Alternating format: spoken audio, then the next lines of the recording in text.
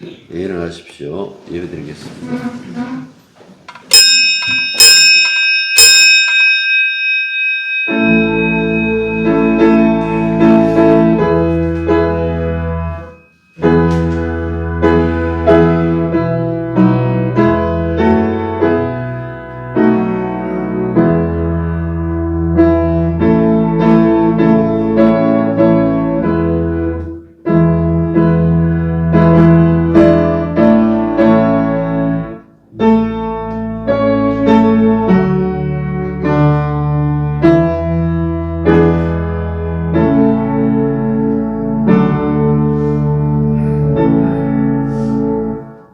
우리를 완전한 새 사람으로 바꾸신 아버지 하나님, 비록 옛 몸을 가지고 옛 생각으로 가득 차 있지만은 주 안에서 이미 모든 것이 바뀌었다라는 그 사실을 깨닫는 그 순간부터 주 앞에 예배 드릴 때에 새 사람의 모습으로 주님 앞에 예배 드릴 수 있도록 도와주시옵소서. 이 시간도 주의 영이 함께 하여 주시사 우리의 옛 생각, 옛 몸이 아니라 새 몸의 새 생각으로 하나님께 영광 돌릴 수 있는 예배가 되게 주님 친히 역사하여 주옵소서. 예수님 이름으로 기도드립니다. 아멘. 자, 누가복음 5장 27절부터 32절까지입니다.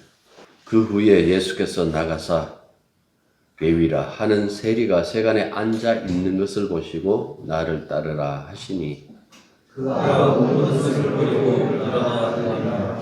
레위가 예수를 위하여 자기 집에서 큰 잔치를 하니 세리와 다른 사람이 많이 함께 앉아 있는지라. 바리새인과 그들의 서기관들이 그 제자들을 명하되 너희가 어찌하여 세리와 죄인과 함께 먹으시느냐. 예수께서 대답하여 이르시되 건강한 자에게는 의사가 쓸데없고 병든 자에게 라야 쓸데있나니 내가 의인을 불러 것이 아니고 죄인을 불러 회개에 시도하라. 아멘. 자, 30절 다시 한번 보십시오. 바리새인과 그들의 서기관들이 그 제자들을 비방하여 이르되 너희가 어찌하여 세리와 죄인과 함께 먹고 마시느냐라고 이렇게 얘기를 하고 있잖아요. 이 바리새파 사람들과 서기관들이 그 예수님의 제자들을 이렇게 비난하게 된 것은 세리, 세금장이죠. 세리였던 레위, 마태복음 9장 9절에서는 이 마태라고 이렇게 이름이 나와요. 세리였던 레위가 예수님의 제자가 된 뒤에 주최한 큰 잔치에 동료 세리들과 죄인들로 취급받는 자들이 다수 참석했기 때문에 그렇다라고 얘기를 하고 있어요. 여기서 죄인 했을 때는 종교와 윤리적 관점에서 규정된 개념이에요. 이 사람들이 뭐 사법적인 어떤 처벌을 받았다라는 것이 아니라, 그래서 윤리적 측면에서 죄인이라는 것은 경건하지 않는 사람들, 사회적인 통념을 깨트리는 어떤 행위를 스스럼 없이 하는 사람들. 이방 문화, 이 당시에 그리스 로마 문화였잖아요. 식민지였으니까 그 이방 문화를 그냥 거리낌 없이 수용하는 자들, 이런 사람들을 가지고 죄인하고 이렇게 얘기를 해요. 종교적 측면에서 보면 죄인들이라고 이렇게 얘기를 했을 때 율법을 뭐 따르지 않는다라는 것은 뻔한 사실이고, 특정 분파, 여기 바리새파 사람들 나오잖아요. 그래, 바리새인들이 바리새파 사람들인데 이 바리새파의 어떤 해석과 규범을 따르지 않는 자들도 넓은 의미로서 죄인하고 이렇게 얘기를 해요. 같은 민족이잖아요. 모세 율법을 알고 있을지라도 분파의 기준에 벗어나면 죄인으로 취급했는데 여기에 참석했던 이 사람들은 어떤 분파의 기준에서 벗어난 어떤 그런 의미의 죄인이 아니라 사회적으로, 그리고 윤리적인 관점에서, 종교적인 관점에서 이 사람들은 전혀 유대인답지 못한 사람들, 이런 사람들을 죄인으로 취급하고 있었다라는 그 말씀입니다. 아무튼 예수를 달갑지 않게 여겼던 이 바리새인들과 서기관들은 예수와 제자들이 유대교의 규례를 준수하는지 감시하고 있었다라는 그 사실을 여기서 보여줘요. 그래서 예수와 제자들이, 세리와 죄인들이 참석한 잔치에 그들과 함께 식사하고 있다라는 것을 알게 되어서 지금 맹비난한 것이 바로 30절입니다. 왠가하니까 유대인에게 식사는 언약의 식사예요. 식사는 정결한 자들이 정결한 음식을 서로 나누는 정결한 교제 시간이라고 얘기했어요. 앞서 설명했듯이 당시 문화에서 로마의 하수인이었던 세리들, 그리고 그들의 문화를 꺼리낌 없이 받아들이는 이 죄인들, 이 사람들은 분명히 언약 공동체 밖의 사람들로 윤리적으로나 종교적으로 부정한 자들이었거든요. 소위 경건한 유대인들은 이들을 부정하게 여기고 이들과 상종하지 않는 것을 불문율로 삼았습니다. 그런데 지금 예수와 제자들이 부정한 자들과 그들로 인해 부정하게 된 음식을 서로 나누고 있다. 이 부정한 교제를 하고 있다. 이런 행위는 이 사람들이 어떻게 생각하니까 의인과 죄인의 경계를 허무는 행위. 분명히 성경에는 의인의 자리, 죄인의 자리가 따로 있는데 이 경계를 허무는 행위라고 이렇게 본 거예요. 따라서 부정한 자들과 나누는 예수의 행위, 예수님과 예수님의 제자들의 행위는 유대계 전통을 따르면 분명히 범법 행위였다라는 그 말씀입니다. 그래서 이들이 그 행위를 비난하고 나섰다라는 그 말씀이죠. 예수님이 세리를 요즘 말에 우리나라 입장에서 말하면 친일파예요.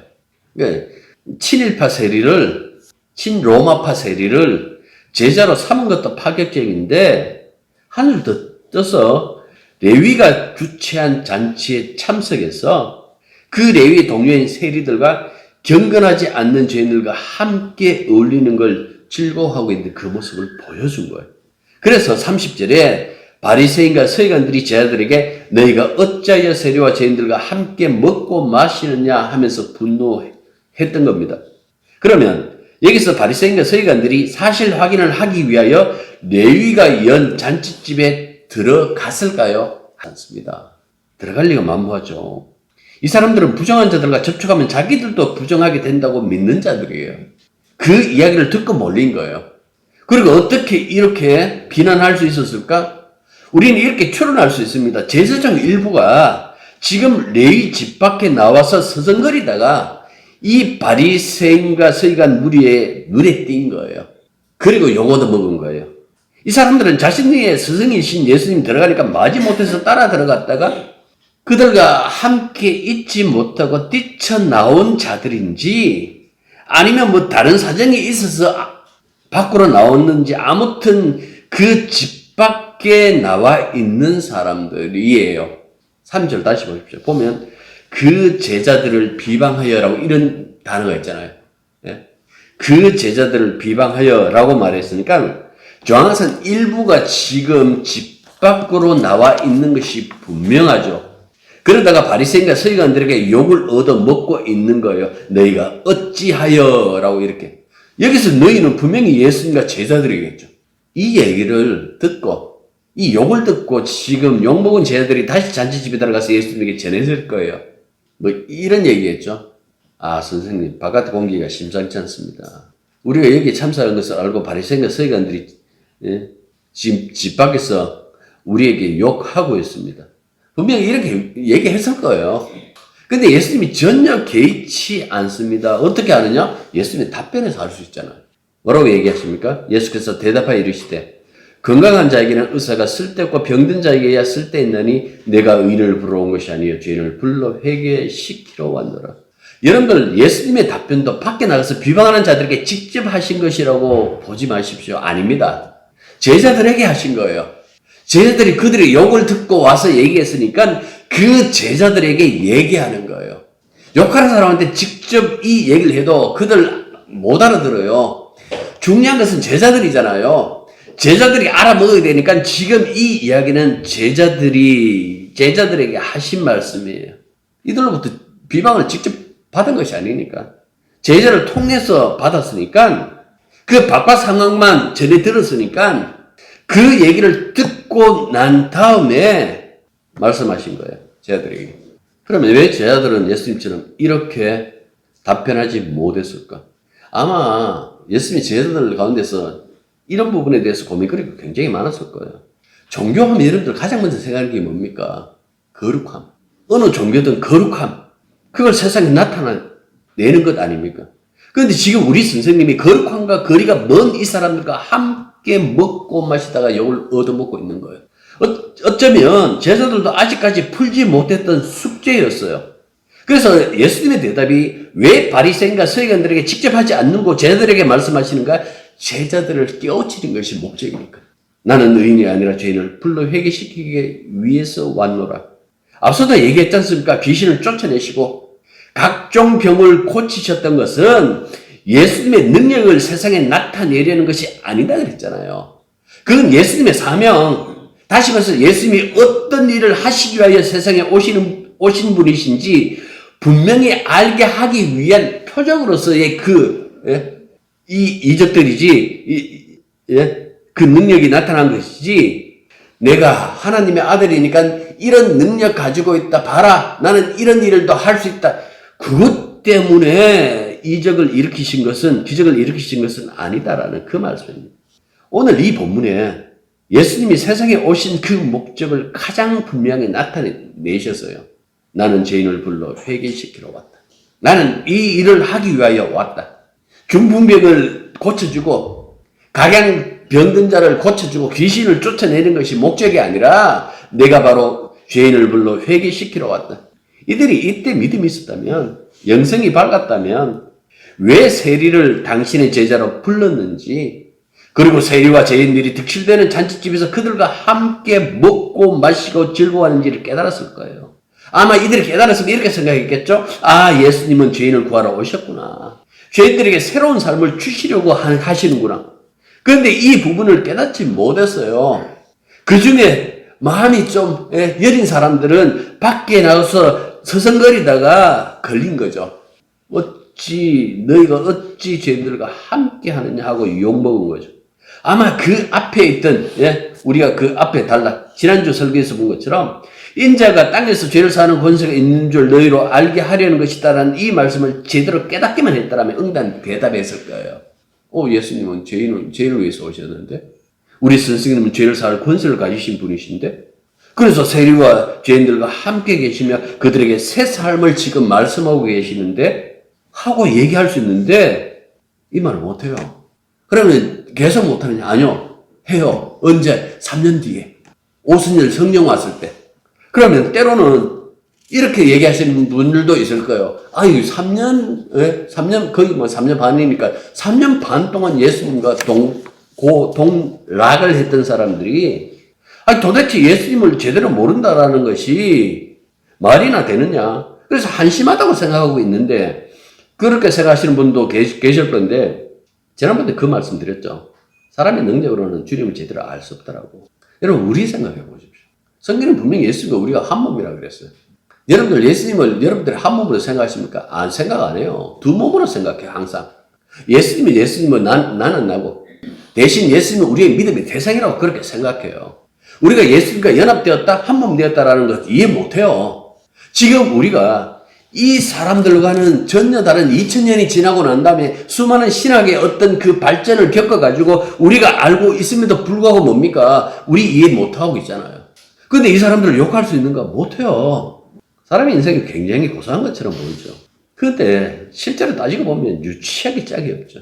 우리 유치부 아이들 가만히 보면 가끔씩 이렇게 그림 그려가지고 오려가지고 옷 만들어가지고 그 막 색깔 칠해갖고 이렇게 입혀요. 자기가 좋아하는 색깔, 자기가 좋아하는 옷 모양을 만들어 입힌다. 그거하고 우리 인생하고 다른 건 뭐 있어요? 각자의 여러분들 삶도 다 그것 아닌가요? 내 삶에 예쁜 것만 입히길 원한다. 그 생각하지 않나요? 자식 놓으면 자식에게도 그 예쁜 것 입히길 원하고 그 인생이 예뻐지길 원하고, 그렇지 않습니까? 그리고 그 일을 위하여 전력을 다 하잖아요. 우리 가온이 수도권 대학에 합격했는데 한국 사회의 교육도 가만히 보십시오. 이 교육이 지금 달라져 버렸어요. 어떤 교육이라는 것은 가장 먼저 해야 되는 게 뭐예요? 인간답게 살아. 그거잖아요. 어디서 그 얘기를 해요? 물론 있어요. 몇몇 학교가 있지만은, 몇몇 선생님이 계시지만은, 대부분의 교육은 뭡니까? 네 인생 예쁘게, 앞으로 예쁘게 이렇게 화려하게 하려면 지금부터 준비해야 된다. 그 얘기 하잖아요. 얼마나 인간성이 회복되었는지 그 부분에 대해서는 속된 말로 하면 개나 줘버리란다. 이렇게 생각해요. 그래서 남긴 것이 한국 사회의 뭡니까? 부자 우선주의. 구약의 이스라엘이나 신약의 교회는 하나님께 헌신하기 위해서 선택받은 공동체예요. 그 얘기는 자기가 아닌 주님께 헌신하며 사는 것이 정상적인 삶의 노선이라는 거예요. 그런데 우리가 화를 낼 때 가만히 생각해 보십시오. 내가 주님께 무시당하고 타인들에게 나라는 존재가 인격에 손상을 받으면 그때 화내요. 다시 말해서 가난이 죄가 되고 남들에게 뒤처지는 것이 악이 된다고 믿고 있어서 그 부분에 대해서 밀린다고 생각하면 화를 내지, 내가 하나님께 온전히 헌신하지 못했다는 이유로 화를 내지는 않는다라는 그 말씀입니다. 그래서 우리가 죄인이에요. 우리가 세상에 빠져서 야가진 거예요. 우리의 신앙이. 근데 얼마나 다행이에요. 내가 의인을 부르러 온 것이 아니다. 죄인을 부르러 왔다. 죄인을 불러서 회개시키러 왔다라고 하는 이 사실이 얼마나 다행스러워요. 우리가 예수님을 대하는 첫 번째 관문이 바로 이 부분이에요. 도대체 예수님이 어떤 분이신가라는 이 부분. 이전을 통해서 당신의 능력을 보이셨지만 그 능력이 무엇 때문이냐? 우리가 주목할 때마다 나는 죄인을 구원할 구세주다라는 그 사실을 가르쳐 주시는 거예요. 이 사실을요, 우리가 믿음으로 받아들이지 않으면 예수님과 함께 있어도, 연합해져 있어도 여전히 나의 척도, 나의 기준에 있어서는 때로는 이런 자리에 들어가면 예수님과 다퉈요. 밖에서도 욕하지 않습니까? 어찌 세리와 죄인들과 상종하느냐고. 좀 고상한 사람들과 어울려 고상하게 믿으면 어디가 덧나느냐고. 세계 경찰로로 타고 있는 미국 보십시오. 인종에 섞여서 예배드리는 그 교회들이 생각보다 많지 않고, 백인들은 백인들 교회, 흑인들은 흑인들. 왜 그럴까? 고상하게 예수 믿고 싶다는 거예요. 자기들만의 기준이 있잖아요. 그 기준에 맞춰서 예수 믿고 싶다라는 거예요. 이 사람들은 이 말씀 이해 못해요. 성경에 있으니까 읽는데 진짜 마음으로 받아들이고 이해하느냐? 이해 못해요. 우리 교회에 흑인이 들어오는 것, 우리 교회에 유색 인종이 들어오는 것 용납 못하겠어.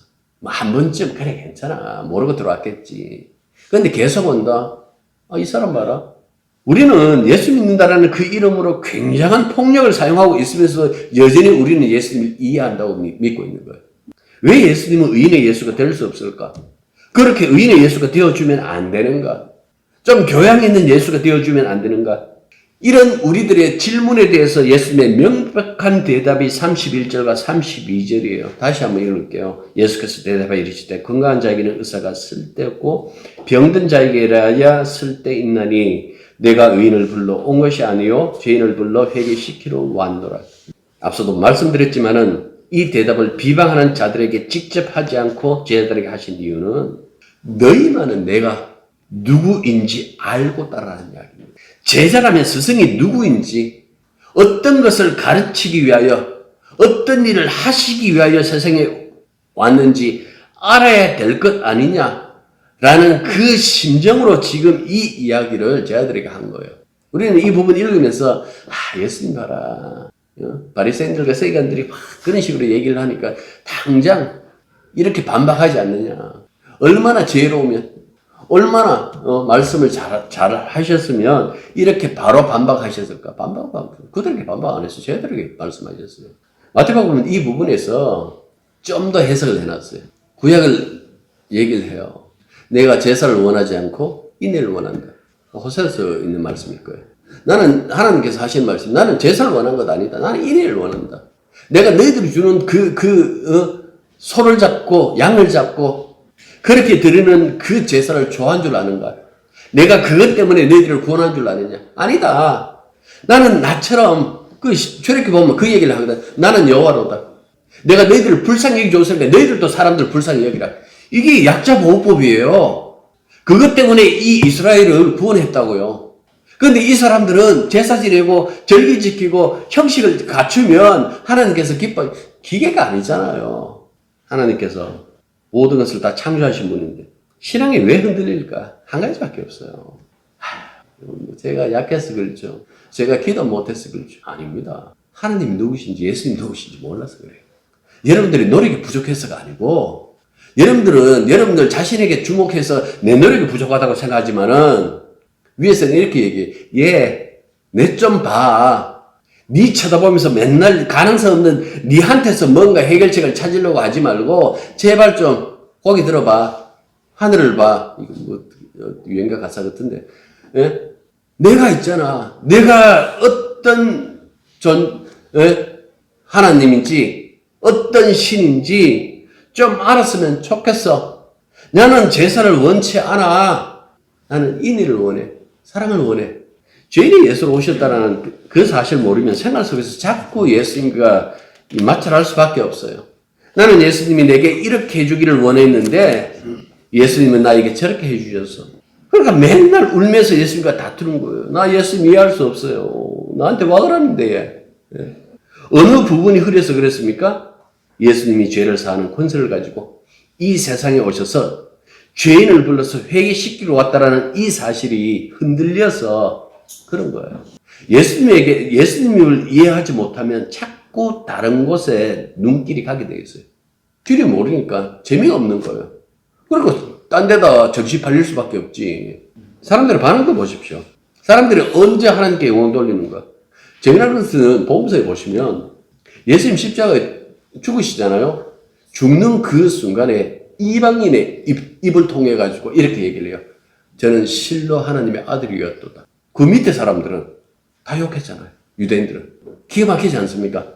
근데 유대인들이 하나님께 영광 돌린 적이 있어요. 언제? 예수가 기적을 일으켰을 때. 그 기적에 정신 팔려가지고 거기서는 하나님 앞에 영광 돌려요. 찬사를 보내요. 예수요. 대단하군요. 당신의 다윗이 자손이죠. 그러니까 유대인들이 생각은 이거예요. 왜 세리와 죄인들이 예수가 됩니까? 이 바리새인과 서기관의 예수가 된다면 얼마나 큰 영광이 따를까요? 제발 이런 예수가 되어 주십시오. 그런데 예수님은 단호하게 거절하시는 거예요. 아니, 나는 죄인의 예수다. 그러니까 이 바리새인과 서기관들이 일찌감치 이렇게 결론 내려요. 예수는 자기 스스로 밝혔듯이 의인의 편이 아니라 죄인의 편이다. 죄는 사탄을 통해서 세상에 왔지 않는가? 그런데 그가 죄인의 편이라면 분명히 예수는 사탄의 하수인일 것이다. 그래서 예수님이 일으키는 모든 이적을 그다음부터는 마태복음 보면 그 부분을 이렇게 다루고 있어요. 사탄의 힘을 빌려서 하는 것이다. 그렇게 얘기를 한다고요. 그래서 굉장히 무섭죠. 소위 내가 신앙을 가지고 있고 이 신앙 내 나름대로 잘 믿는다고 생각하고 있을 때에 그 오류들 그리고 그 공격성이 얼마나 내 믿음 때문에 사람들이 배일 수 있다라는 그 생각 안 한 거예요. 이거는 지금도 그렇지만은 옛날에도 마찬가지예요. 신앙은 날카로우면 날카로울수록 그게 잘 믿는 신앙이라고 생각했어요. 근데 그 모든 것을 다 깨트려 버리잖아요. 우리의 믿음의 출발점은 죄인의 예수예요. 성경을 통해서 우리에게 보신 예수님의 전 인격이 무언가니까 죄인을 위하여 자신을 희생하시는 예수. 우리가 그런 예수님을 만났을 때에 그 예수님과 만남 속에서 만약에 신앙에 어떤 그 의미를 부여하는 부분이 있다면 그게 뭐겠어요? 회개. 죄인이군요. 내 신앙이 거짓이었군요. 내가 회개한다라는 것은 내가 주님 앞에서 죄인으로 서 있는 것을 말하는 거예요. 그리고 죄인으로 서 있을 때 비로소 뭡니까? 주님의 지위와 긍휼을 얻을 수 있는 것. 그 얘기를 하고 있잖아요. 주님의 은혜를 입으면 입을수록 자신을 낮추면서 주님께 순종하는 인격으로 바뀌잖아요. 그런데 죄인의 모습으로 나서지 않으면 대부분 엉뚱한 소리를 해요. 죄 문제. 예. 알겠습니다. 그거 해결할게요. 뭐 해결하지 뭐. 대신 그거는 좀 미룰게요. 급한 것 있거든요. 내 병을, 내 사업을, 내 직장을, 내 학교를 이걸 먼저 해결해 주십시오. 이 문제가 해결되면 그때 제 문제를 제가 받아들이겠습니다. 여러분들 이런 생각을 가지고 있어서는 예수님 이해 못해요. 이런 사람들은 내가 예수님의 의미를 이해하고 의미를 받아들여야 된다고 생각 안 하고 예수님이 내 의미를 알아야 된다고 생각하는 사람. 이런 사람들은 스스로 의인으로 서 있는 사람이죠. 회개를 미룬다는 것은 내가 아직은 그 회개할 만큼의 사람은 죄인은 아니다라는 그 생각을 가지고 있는 거예요. 이런 사람들은 내가 예수님 편에 서 있는 것이 아니라 예수님이 내 편에 와야 된다고 고집하는 사람들, 이 사람들의 특징, 온갖 자랑밖에 없어요. 이렇게 기도하죠. 나중에 보면 18장에 나올 거예요. 누가 보고. 오 주님, 나는 일주일에 이틀 금식하고 나는 정확한 11조를 바치고 세리와 죄인들을 멀리하고 경건하고 의롭게 살았습니다. 이렇게 얘기할 거예요. 여러분들 이런 기도하는 그 순간 이 사람은 서기관과 바리새인의 출발점에 선 사람이에요. 예수의 사람 아니에요. 출발점은 이거예요. 예수님을 죄인의 예수님으로 받아들이는가 받아들이지 않는가. 제 아들은 이해는 못했지만은 끝까지 예수님 곁에 남았어요. 그런데 바리새인과 서기관은 영원히 등을 돌려버려요. 이단이다 하고. 여러분은 어떤 모습으로 주님 앞에 서기를 원하십니까? 죄인입니까? 아니면 의인입니까? 주님 앞에 나올 때마다 여러분들 의로운 것을 칭찬받기 위해서 나오십니까? 아니면 나의 죄인됨, 그의 용서가 뼈저리게 필요하다라는 그 사실을 인정하면서 진심으로 그분에게 용서를 바라는 그 마음으로 오십니까? 이건 굉장히 중요해요. 로마서 5장 8절과 9절 보면 이런 말씀이 있어요. 우리가 아직 죄인 되었을 때 그리스도께서 우리를 위하여 죽으심으로 하나님께서 우리에 대한 자기의 사랑을 확증하셨느니라.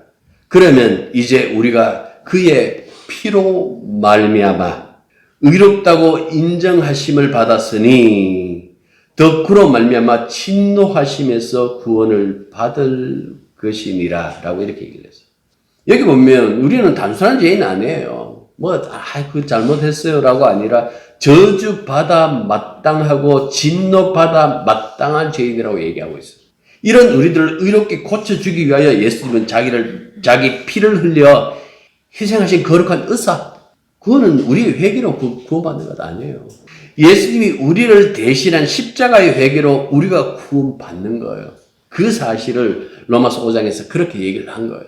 이 말씀을 믿음으로 받아들인다면 여러분들 어떤 태도로 어떤 자세로 예수를 믿는 것이 옳은지 여러분들 스스로 판단해 보십시오. 기도하겠습니다. 거룩하고 의로운 예수로 계시길 원하면서 온갖 자기 치장을 하는 그런 사람은 아닐런지 다시금 우리의 믿음의 태도를 돌아볼 수 있게 도와주시옵소서. 의인을 부르러 온 것이 아니라 죄를 부르러 오셨다는 그 말씀 안에 담겨져 있는 그 긍휼함이 무엇인지, 하나님이 어떤 자세로 믿음 생활을 하길 원하는지 주의 뼈저리게 우리가 우리 자신을 돌아보며 회개하며 다시 고칠 수 있는 저희들이 되게 도와주시면 간절히 바라옵나이다. 주님의 마음을 담길 원합니다. 죄인들을 영접하고 그들에게 사랑을 베풀고 새 희망을 얘기를 하고 거룩함이 주님으로부터 온다라는 그 사실을 가감없이 전할 수 있는 그런 저희들이 되게 우리들에게 은혜와 복을 내려 주시옵소서. 예수님 이름으로 기도드립니다. 이제는 우리 주 예수 그리스도의 은혜와 하나님의 크신 사랑과 성령의 교통하심이 진실로 죄인으로 예수님 앞에 서는 것을 기뻐하고 그분의 긍휼과 은혜 입기를 즐거워하는 당신의 자녀들 위해, 그리고 이제 새로운 길을 나서는 가온이 위해, 그리고 오늘 목요일날 시험 치는 모든 수험생들 위해 이제부터 항상 함께 있기를 축원합니다. 아멘.